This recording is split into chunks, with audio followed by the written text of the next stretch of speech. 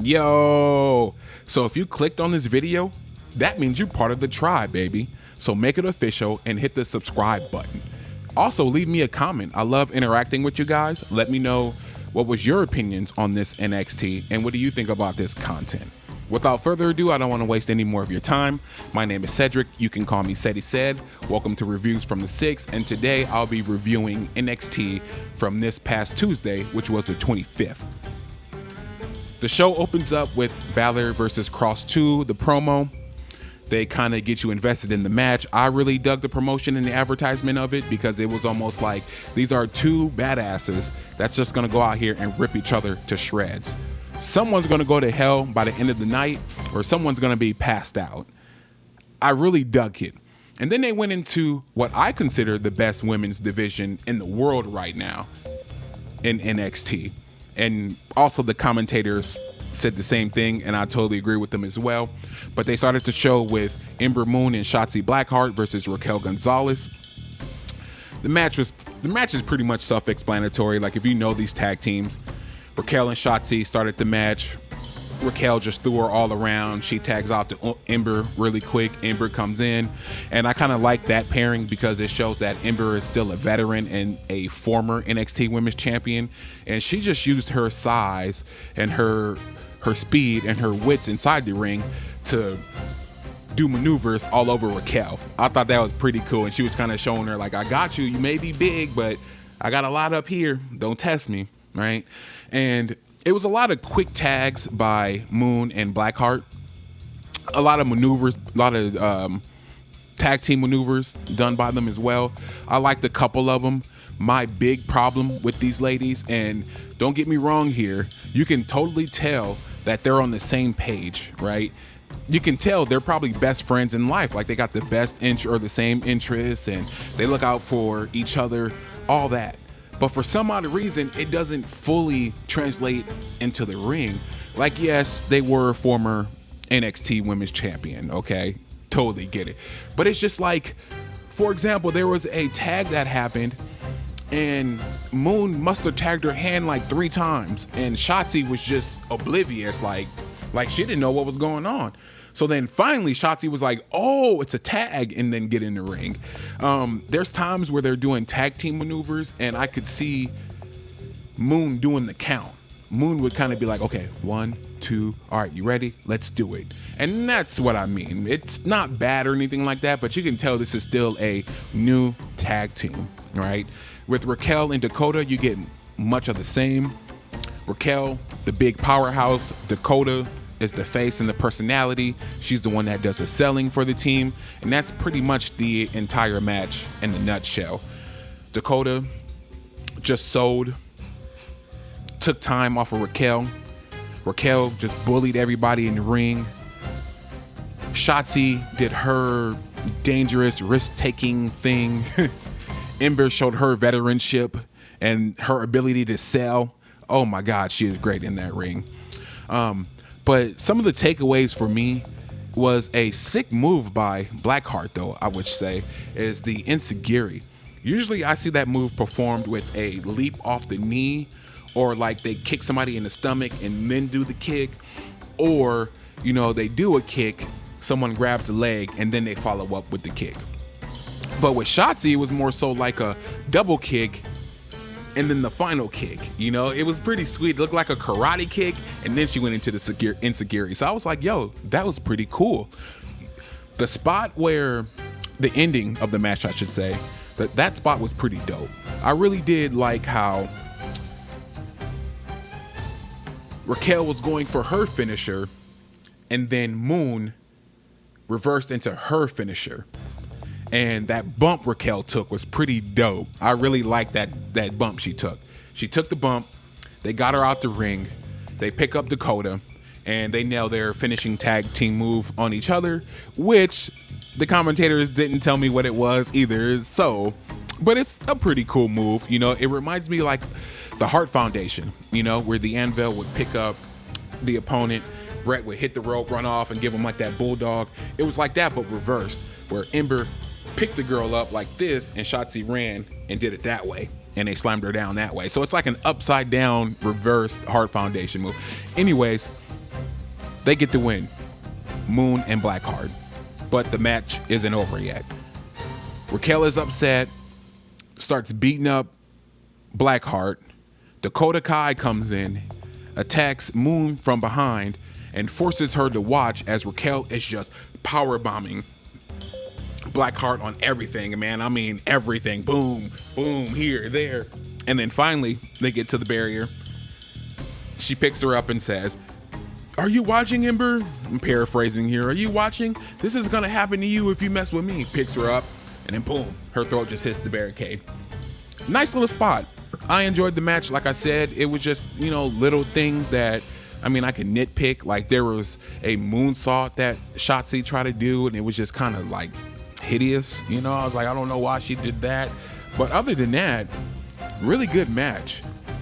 Right after that, we get the Champa and Thatcher promo. Now, I'm really liking this team. First of all, I gotta say, when it comes to wrestling, I'm more of a maneuver guy, a hold guy. So Thatcher just interested me from the get-go. You know, everything from the Lions Den match, all of that. Him being in MMA. Champa, same thing. When he was the champ and he was just destroying everybody and no one was surviving, I love that Champa. Badass Champa, right? They pretty much cut a promo where it was like comedic in a way, you know, which I get because Thatcher has a missing tooth and he does seem like a simple man, you know. But anyways, they cut a promo talking about they caught out MSK and they probably did it too early. They put the carrot before the horse, I believe the verbiage was. And then I think they were talking about the grizzled young veterans where they said now that they're 1-1, but believe there's going to be a third match, Champa said. And then Champa gets up and walks off. And Thatcher's sitting there. He smiles, shows his little tube. He says something goofy. I can't remember at the moment. He says something goofy, gets up, grabs a chair, throws it at the garage door that's behind him. After it hits the wall, he looks back at the camera. He smiles. Champa comes back. They do their menacing face. End of scene. Now we get Dunn and Fish. I really like this, right? So Fish, of course, is no longer in the tag team with O'Reilly. He made his return a couple weeks ago, said he has unfinished business, so forth, so forth. So the theme song, I'm really digging, y'all. I'm really digging his theme song. It fits him perfectly. It's almost like that Red Dragon feel, you know, when they were in ROH. I think it was. Yeah, I think when they were in ROH. Kind of has that feel to it. However, his attire, I don't know if it's his body type, but the attire just doesn't work. But regardless of his body type, Fish is a damn badass. He is always knocking somebody out or hurting somebody. And he actually hurt Dunn in this match. We'll get to that. But anyway, so Fish goes right after Dunn and they throw kicks and punches until Fish looks at the referee and Dunn just clocks him. Boom. I mean, gave him a vicious forearm. You just heard it everywhere. Both men go to the mat. They did their best impersonations of MMA, like with hammer strikes and reversals, so on, so on. The match, pretty much, they exchange submissions and strikes until Dunn attacked the elbow. And we all know that he just had the surgery on the elbow and the tricep. And by he, we mean Fish. And he hits a cradle-like exploder, right? And that's where Fish gets the advantage in the match. Dunn hits the rope. He picks him up this way. Boom. Bam. Hits the exploder. He hits the rope, right? I mean, the match was hard-hitting, man. Like I said, they just exchanged strikes and submissions the entire match. There even came a point where you can see a bruise underneath the eye of Dunn. And I tried to see where the bruise came from, and it looks like it happened in between Fish's armbar and Dunn's finisher. Somewhere between there. I want to say it happened on the mat somewhere. I want to say like the knee hit Fish, or hit Dunn. But like I said, Fish, he just hurts people, man. He knocks people out. I mean, he'll give you a concussion, bro. He'll injure you. He'll injure himself. This is the type of talent that Fish is. Long story short, Dunn gets the win. Dunn is super pumped about it. But I think Dunn is super pumped about it because it was one of those drag out fights. Like this isn't one of those matches where someone's gonna say, oh, there was a whole bunch of spots in here. No, this was straight up, hey, get in this ring, I'ma knock your block off, or you gonna quit. Simple as that. It was that type of badassery, man. And I liked it. I thoroughly enjoyed it. I wouldn't say it was like one of the best grappling and striking matches I've seen in the WWE recently, but probably for NXT, it is probably one of the best ones I've seen in a while. That match is really good, and I can't wait to see what else happens. Mercedes Martinez cuts a promo, and she pretty much says there is no fear, blasey, blasey, blasey. It was nothing special, really. A little cheap promo, you know.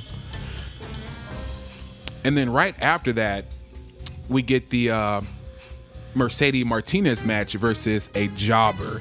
Now, I don't want to call her a jobber. I believe her name is Zayna Ramir. She had a match last week against Toni Storm where she did fairly good. You know, usually these are squash matches, right? Get in, get out, be done with it. In this case, you know, Zayna kind of gives a little fight. Her athleticism, that's what it is. You see a lot of her athleticism on display. She doesn't get a lot of offensive moves in, but it's the way she runs up the turnbuckle. It's the way she hits the rope. It's the way she takes a bump. It's the way she sells. Like, there's something special about her. And I hope they can unlock a lot of it because I see a lot of talent in her. Anyways, that's what it was. A squash match. Zayna pretty much gave what she could, but Martinez hit her finisher, which is the air raid crash. But Zayna, like I said, put up a great effort. One thing about Mercedes I will say is when she came to the ring, she had this New Japan Pro Wrestling entrance, right? That whole demonic feel, that whole, hey, I'm here to kick ass and take names, but I'm not taking names anymore.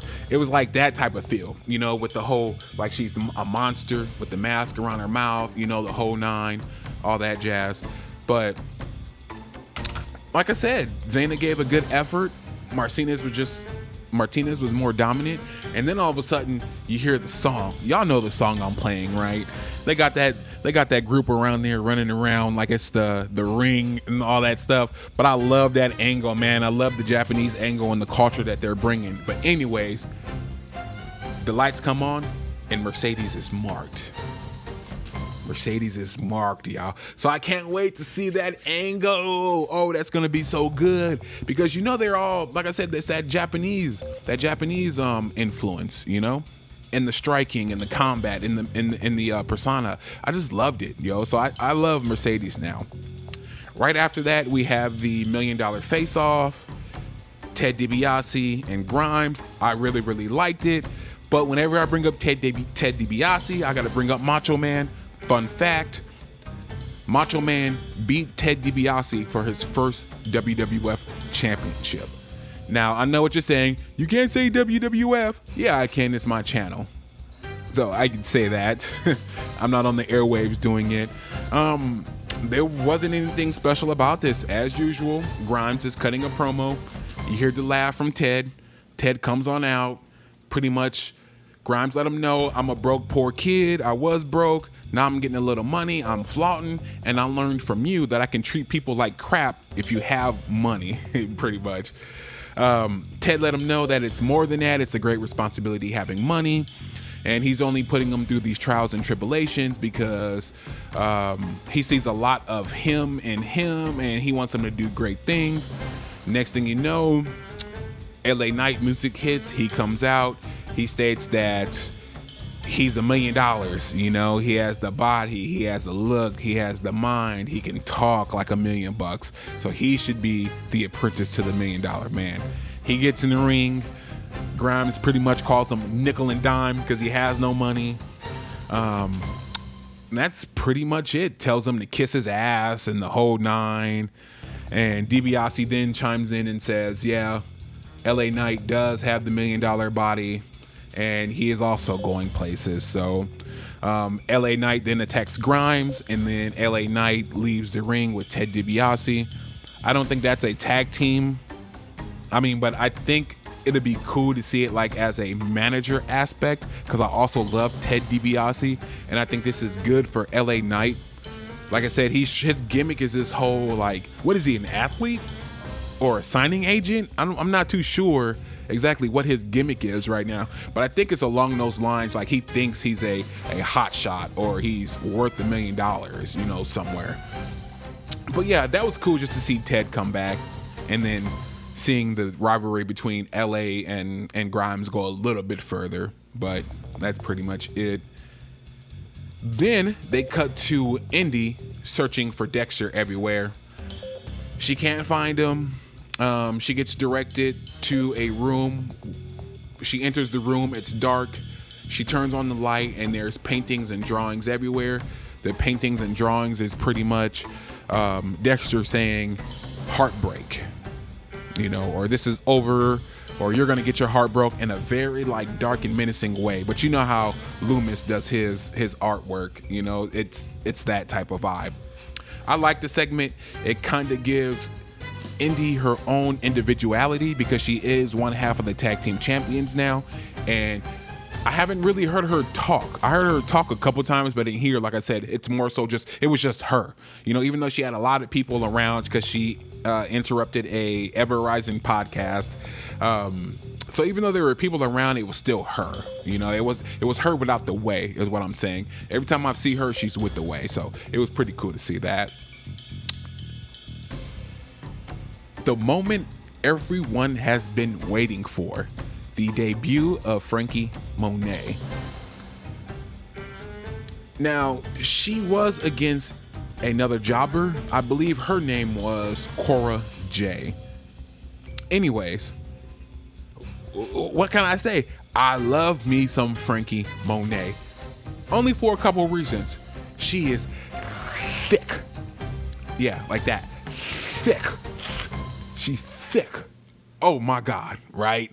And I mean, just everything about her, the way she moves in the ring, the way she carries herself, you know, she really thinks she's a bad bee. She really does think that in her head, and I give it to her. But the match itself, I mean, she came out, they said she had a $30,000 robe on, or a $300,000 robe on. Okay, fine. She started speaking Spanish. The commentators start saying, hey, she's trilingual. That's part of her gimmick and her character, so on, so on.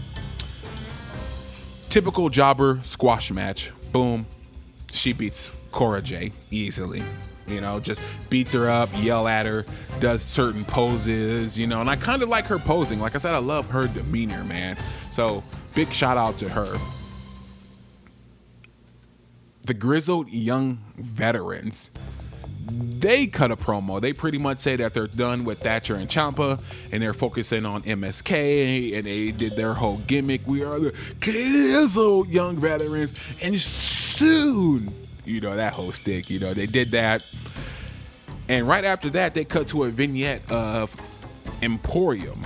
Now, it's pretty much Walter, the UK NXT champion, letting them know, dude, these dudes are showmen. You guys are masters of this ring. Let them know that. Show them that.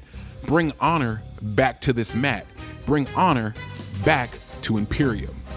And I dug it, man, because it's showing Walter as a leader, and Walter actually spoke English. And it kind of gives reason to why Wolf got beat up last week or a couple weeks ago. Now, in reality, we all know Wolf got released. We know that. But just to see that angle was pretty dope. Like, okay, at least they scheduled something to make it seem like, hey, we didn't fire him, but he's gone from NXT. Funny, because then they go into another promo, which is the Bronson Reed promo. And I felt like with Bronson, I love me some thick boy. I love me some Bronson. But I just feel like we keep hearing this angle and we keep hearing this story, you know. Hey, it took me 14 years to get here. My girlfriend encouraged me. I went through a lot of stuff. She took care of me while I went through the stuff. I owe everything to her. People underestimated me. I had mountains to climb. I'm warning everybody in the back. I'm not giving this title up. So forth, so forth. Like I said, the typical Bronson Reed promo as of late. Next thing you know, Legata and Escobar come out, right? Booyah, my folk. And Escobar pretty much states, hey, look, all that sobbing you doing in the ring brought tears to our eyes. They start wiping their eyes, acting like they're crying, they're fake crying, they throw tissue with aggression. And Escobar pretty much goes on to say, hey, I can't relate to you because I was born to do this. I am bigger than this business. I dug it, man, because when I mean he cut one hell of a promo, I think that was Escobar's best promo ever. And pretty much Escobar was stating that when he sees the North American title, he thinks about Mexico too. So the North American title is also a Mexican title, which he's gonna claim. So that sets up Bronson and Escobar, which I'm super excited for. Next thing you know, MSK enters the ring. They super kick the tag team, and then Bronson kind of just walls, shoulder blocks, belly blocks Escobar, just runs into him. He hits the ground, roll out the ring, so I'm pretty sure we're going to be seeing that in the upcoming future, which they actually announced next week. We're going to see MSK versus Legado. Rigo announces next week O'Reilly, Dunn, and Gargano is going to be in a triple threat match, and the winner will get the winner of Kross and Balor at In Your House. So, me being an old school fan, I love the In the House product. I think NXT is doing okay with it. I think the only memorable moment was EXO jumping off the sign. That was pretty dope, but yeah, we get that. And this is the setup for also Legado and MSK. This is where Rigo announces that. So next week we will have a triple threat match to see who gets the winner of Kross and Balor, and then we also get the MSK and Legado match. Now, main event time.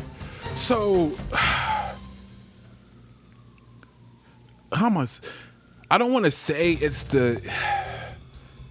it was the same formula as like Raquel against Blackheart in the first match, but kinda, Anyways, let's get right into it. So they start off showing Kross and Scarlett walking down the hallway.